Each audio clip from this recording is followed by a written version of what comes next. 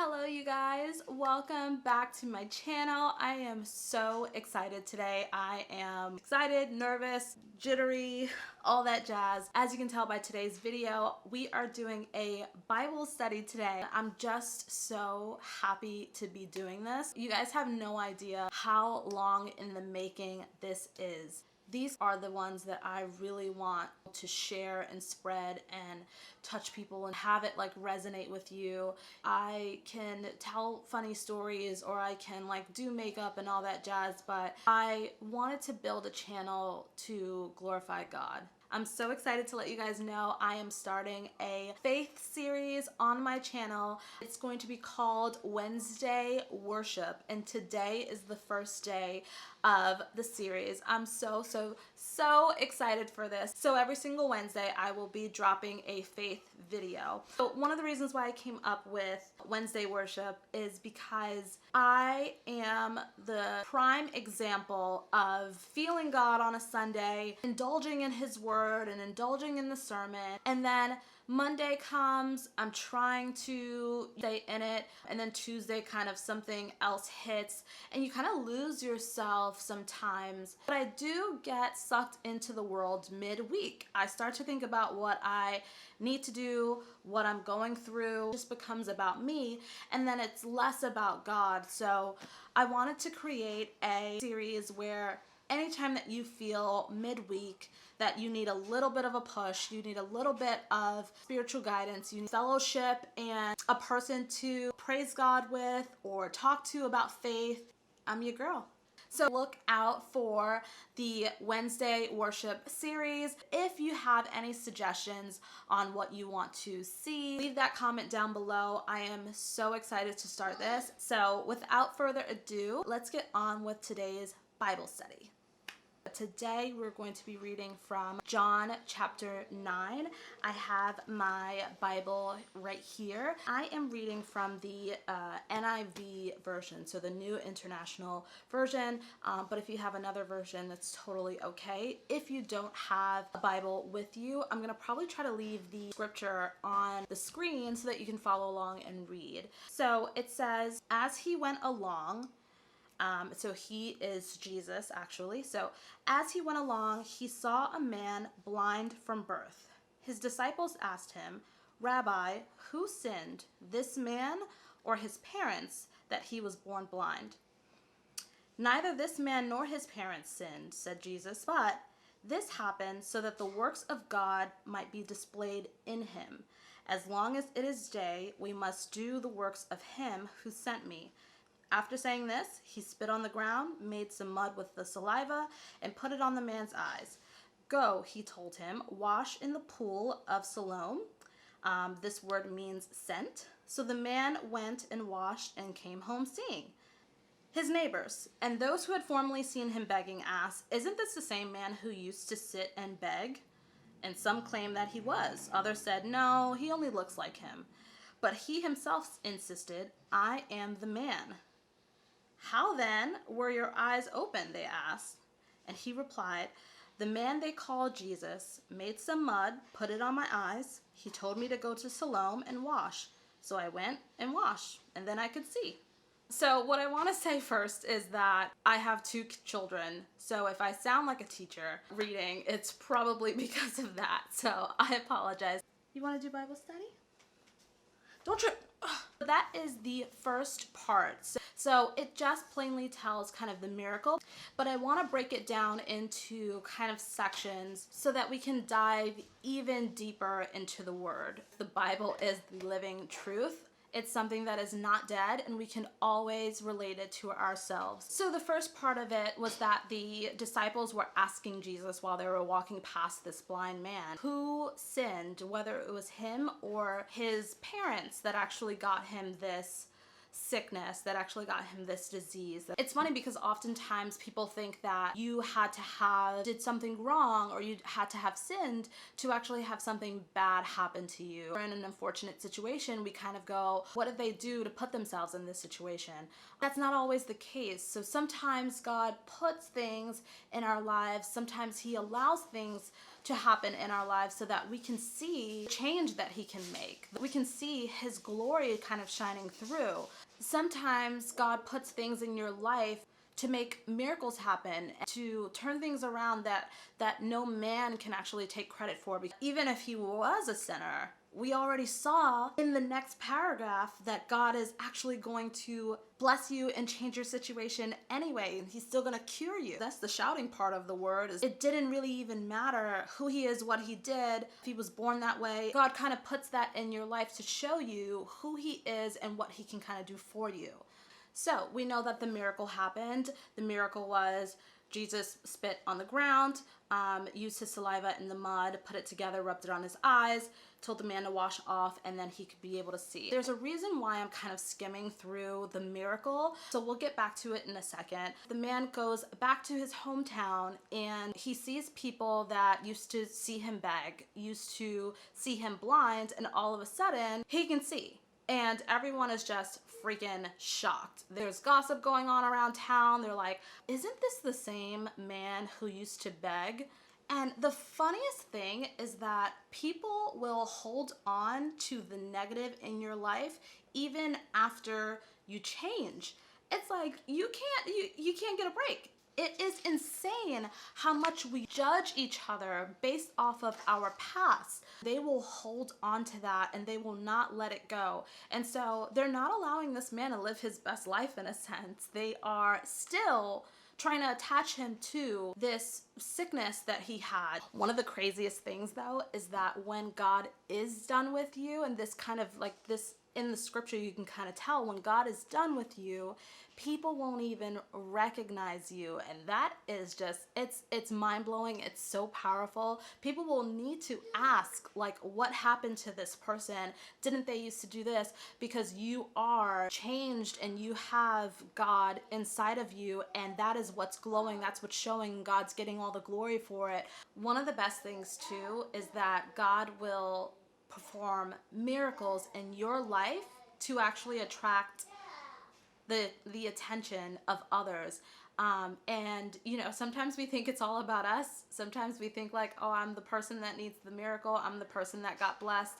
But sometimes it's not even about you. Sometimes it was done in your life so that other people can actually see it, and can be attracted to it and can wonder and question and be intrigued on how all of a sudden you are this very happy person, how all of a sudden you were so blessed in this way. You probably wouldn't be with your husband or your wife or your boyfriend or girlfriend now if you were the same person back then. There has to be like a change that happens in your life, and that really attracts the other person to you. So there are lots of miracles that God does for other people through you. So we're on to the second part of John chapter 9, the Pharisees investigating this healing that Jesus did. And you have to remember, some people did not agree with Jesus and the way that he did miracles and the person that he was. They didn't really truly believe who he was. So there are a lot of people that were against him and just skeptics altogether. The Pharisees are people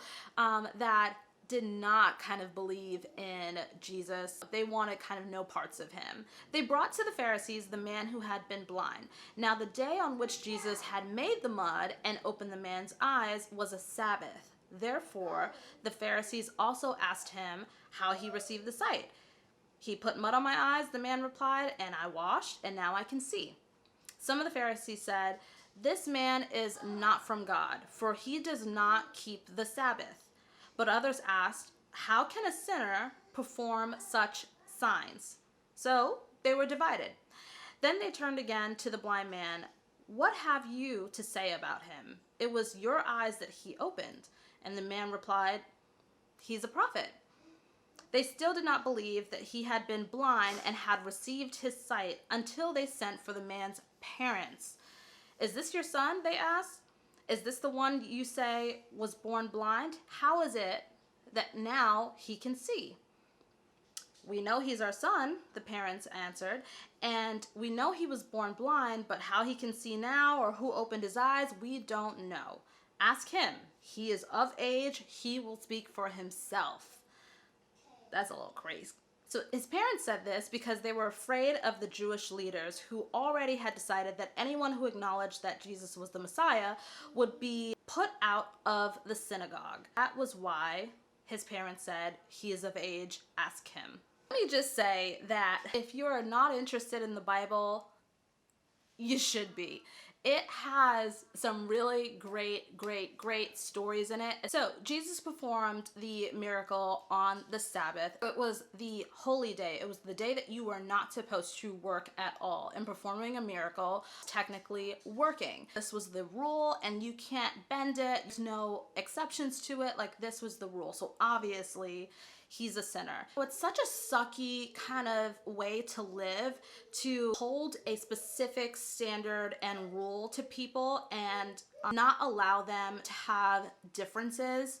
Kind of ask, like, how can a sinner actually perform miracles? How can you sin but still be blessed? How can you listen to gospel music and curse? How can you be gay but believe in God and think that will take care of you? It's insane the way that Christians, religious people, churchgoers kind of think that they hold this like really straight line.